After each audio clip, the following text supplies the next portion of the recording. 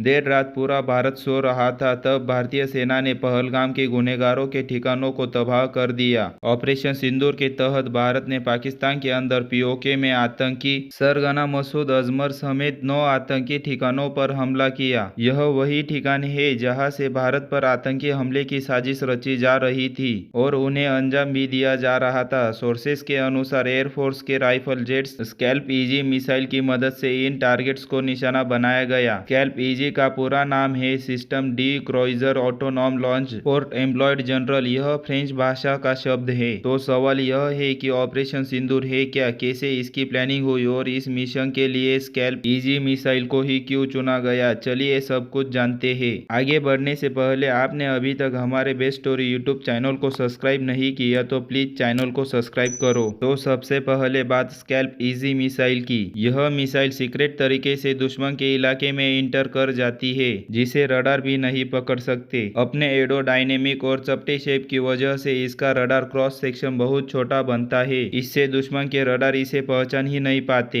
इसका infrared signature भी बहुत कम होता है, यानी दुश्मन इंफ्रारेड की मदद से भी इसे ढूंढ नहीं पाते। यहाँ इंफ्रारेड सिग्नेचर का मतलब है जब कोई मिसाइल उड़ती है तो उसमें बहुत तेज गर्म इंजन होता है। वह इंजन बहुत ज्यादा गर्मी छोड़ता है और वह गर्मी एक खास गर्मी का निशान बनाती है और यह गर्मी एक खास किस्म की रोशनी होती है जिसको हमारी आंखें नहीं देख सकती। इसे कहते हैं इंफ्रारेड। इंफ्रारेड का मतलब यह इसकी स्पेशलिटी, जिसके चलते दुश्मन को तब तक पता नहीं चलता जब तक मिसाइल टारगेट के बहुत करीब ना पहुंच जाए। इसे चुनने की सबसे बड़ी वजह यह थी कि इसे लगभग 560 किलोमीटर की दूरी से दुश्मन के ठिकानों पर दागा जा सकता है। इसका मतलब यह है कि राफेल जेट को दुश्मन के एयर डिफेंस जोन में जाने की जरूरत ही नहीं होती। इससे पायलट और विमान दोनों का जोखिम कम हो जाता है। वही स्कैल्प मिसाइल के साथ हैमर बॉम्ब्स ने आतंकी ठिकानों को निशाना बनाया। हैमर का पूरा नाम है highly agile modular munition extend range. Hammer एक किट सिस्टम है जो एक नॉर्मल बम जैसे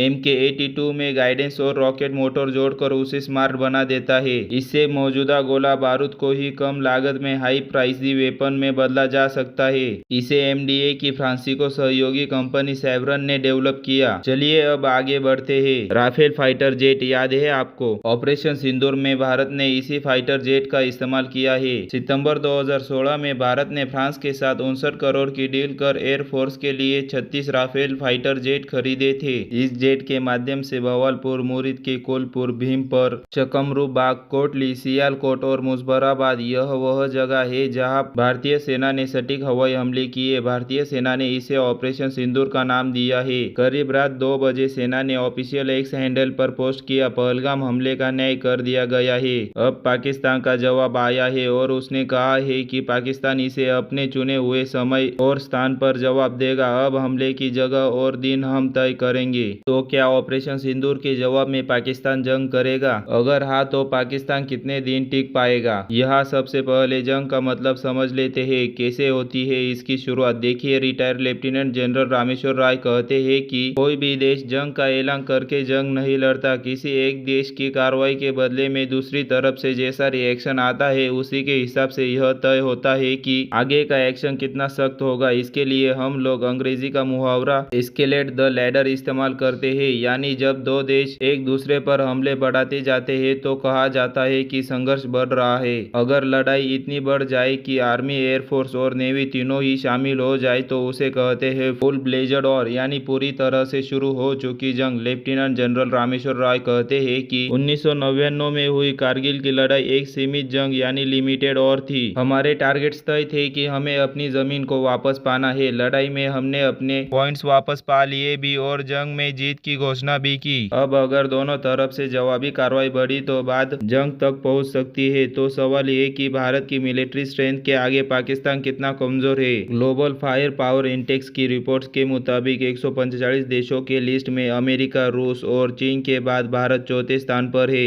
जबकि पाकिस्तान 12वें स्थान पर है। यानी भारत के पास दुनिया की चौथी सबसे ताकतवर सेना है, जबकि पाकिस्तान 8 नंबर से पीछे है। अगर ऑपरेशन सिंदूर के बाद पाकिस्तान रिटेलिएट करता है तो जंग होने से दुनिया की कोई भी ताकत इसे रोक नहीं सकती। ऐसे में अगर जंग हुई तो पाकिस्तान सेना आमने सामने की लड़ाई में इंडिया के सामने 7 दिन से ज्यादा नहीं टिक पाएगी, यानी पाकिस्तान आमने सामने की लड़ाई में काफी वीक है। इसीलिए ये बार बार एटॉमिक अटैक की धमकी देता रहता है। मिलिट्री हिस्टोरियन श्रीनाथ राघवन के मुताबिक जंग में सबसे बड़ा खतरा यह है कि दोनों देश परमाणु हथियार से लैस है। इससे यह डिप्लोमेसी और पॉलिटिकली दोनों ही तरह से कैलकुलेशन करना मुश्किल हो जाता है। तो बात यह है कि ऑपरेशन सिंदूर सक्सेस तो हो गया। भारत ने अमेरिका, रूस, ब्रिटेन, यूएई और सऊदी अरब समेत कई देशों से संपर्क करके उन्हें ऑपरेशन सिंदूर की जानकारी भी दे दी। मिनिस्टर ऑफ पार्लियामेंट ऑफिसर किरण रिजिजू ने सबसे पहले हमले का एक वीडियो शेयर किया जिसमें ट्रैफिक जाम में फंसे पाकिस्तानी लोगों के सामने धमाका होता दिखा। तो वही एयर स्ट्राइक के बाद पीओके में मुजफ्फराबाद की सिक्योरिटी बढ़ा दी गई, सड़कों पर जवानों की तैनाती की गई। अभी इन सब के बीच यह भी सवाल उठ रहा है कि मॉक ड्रिल की तारीख आज ही क्यों चुनी गई थी। आई थिंक इसका जवाब देने की जरूरत नहीं है। जवाबी हमले से निपटने की तैयारी तो है ही,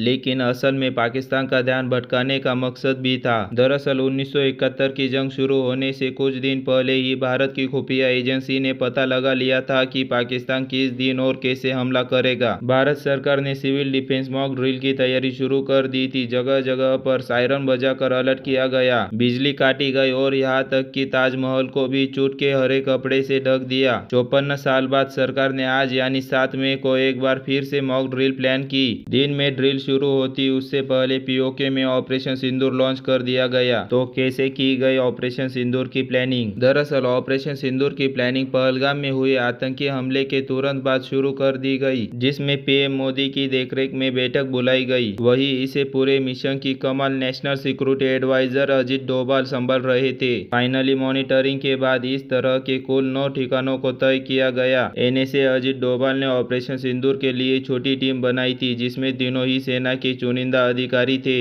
और उनके कोऑर्डिनेशन के साथ इस ऑपरेशन को शुरू किया गया। और इसके बाद 9 हाई वैल्यू ठिकानों को मॉनिटरिंग की गई और उन्हें सर्वेलेंस पर डाला गया, यह देखने के लिए कि क्या जिस तरीके की बात कही गई है वो सही भी है या फिर नहीं, और वो हाई वैल्यू टारगेट है या नहीं। वैल्यू टारगेट का पता लगाने के बाद मिशन को सक्सेसफुली अंजाम दे दिया गया। राहुल गांधी ने ऑपरेशन सिंदूर के बाद भारतीय सेना के जवानों की तारीफ में ट्विटर पर लिखते हुए कहा कि हमें अपनी सेना पर गर्व है, जय हिंद। वही ओवैसी ने कहा कि हमारी सेनाओं ने पाकिस्तान आतंकवादी ठिकानों को टारगेट करते हुए हमला किया है, मैं इसका स्वागत करता हूँ। पाकिस्तानी डीप स्टेट को ऐसी सत्य सीख देनी चाहिए कि फिर कभी दूसरा पहलगाम ना हो। पाकिस्तानी आतंकी ढांचे को पूरी तरह से नष्ट कर देना चाहिए। बाकी आपको क्या लगता है हमें कमेंट बॉक्स में जरूर बता के जाना। अगर आपने अभी तक हमारे बेस्ट स्टोरी यूट्यूब चैनल को सब्सक्राइब नहीं किया तो प्लीज चैनल को सब्सक्राइब करो और बेल आइकन को भी ऑन करो, क्योंकि जब भी हम इसी तरह के वीडियो बनाएंगे तो सबसे पहले नोटिफिकेशन आपको मिल जाए। तो फिर से मिलेंगे एक ऐसी ही नई वीडियो के साथ, तब तक के लिए धन्यवाद।